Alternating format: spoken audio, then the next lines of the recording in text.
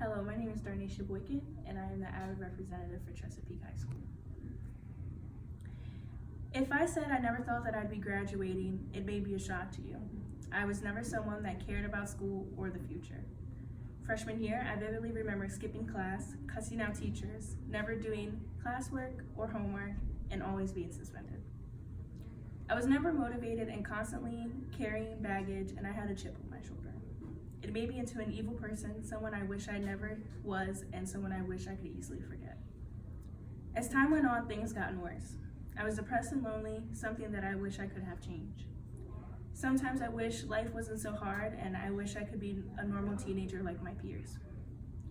I work hard to take care of my paralyzed mom and my cancer-stricken stepfather. I work hard to prove myself to my dad and my stepmom, but I never did anything for me, and I wish I could appreciate my challenges. My whole life changed one fateful day when none other than Mr. Diakino, my government teacher, told me about the AVID program and the reasons why I should join my sophomore year. Unlike many of you, I wasn't interviewed, I wasn't selected, I was forced to join AVID, and many believed that there was no other way for me to succeed unless I joined, which was very true. The summer before my sophomore year was the worst I ever had. I lost hope for myself and started going down a dark road filled with violence, depression, self-harm, substance abuse, and many illegal things that I shall not specify. When school started back up, I already felt out of place. I felt stupid. I was surrounded by such amazing people that would be more successful than I ever thought I would be, and it was a hard pill to swallow. I was infamously known by staff for being outspoken and challenging to handle, and I can safely assume that's what everybody thought of me. Junior year was a turning point. I got my ish together and I did the darn thing. I took 3 AP classes, became interested in the medical field, started looking into colleges, and felt a great satisfaction about proving all those that had doubted me wrong. I felt an unbreakable pride by being the first in my immediate family to graduate high school and attend college. I soon decided that I wanted to be a nurse or an anesthesiologist. During my highs, I thought about my downs, and there were days that I wanted to end it all, days that I watched my mom OD, days that I slept on park benches. There were days that I would beg people for food. I remember being bullied, belittled, and abused, and even after all that, I remained solid and prevailed.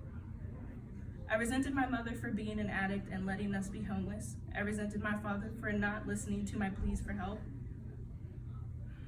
I gave it all I got, but sooner or later, my light began to fizzle out. I attempted suicide multiple times that year. I began self-harming again, and I was disappointed in myself.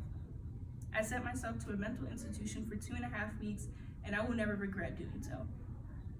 I benefited a lot from the new coping skills I gained and the satisfaction of knowing I wasn't the only one feeling the way that I do. I learned to communicate more and to be aware of my quote-unquote triggers, but there's one thing I'll never forget.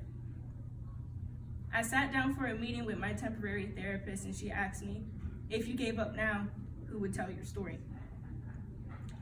Ever since then, I began to change the way I act, the way I talk, and the way I go about things. And truthfully, without AVID, there would be no Darnasha. AVID has made me into the person I am today. I may not be the most organized, and I may not have the highest grades, but one thing I do have is a family. I have a family that supports me. I have a family that loves me. I have a family that will be boring without me. It feels good to know that I have a safe space away from home, that I can talk to my AVID sisters and brothers about anything and be guided by them. I would like to thank my AVID family for loving me unconditionally, even when I felt no one has or ever will, for being my shoulder to cry on, for being an ear to talk off, and most importantly, for being the reason why I want to be successful. Life is definitely not where you start and where you are now. It's about where you'll end up. I went from getting 0.2s on my report cards to getting 2.9s. I know it isn't the best, but I have to remember that this is just the beginning, and I will continue to push myself.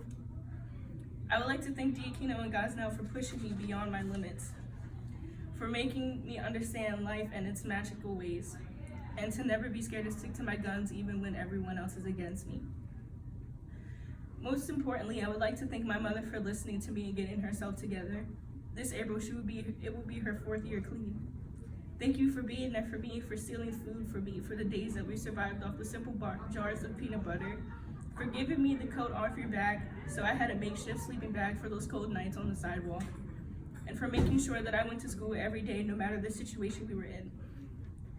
I would like to thank my father for listening to me and my many rants, for loving me unconditionally, and for accepting me for who I am. I would also like to thank my step-parents, Miss Stephanie and Mr. Bill. Without them, and them giving me the extra support when my parents couldn't do so. You guys mean a lot to me, no matter how long you've been in my life. And I would like to thank you guys so much, and thank you for loving me unconditionally and accepting me for who I am as well. Avid has given me hope, it has given me a dream, it has given me a plan. I will always remember that no matter how bumpy the road may be, the wheels will still turn, and that's the true beauty of life and its many challenges. And I'm done.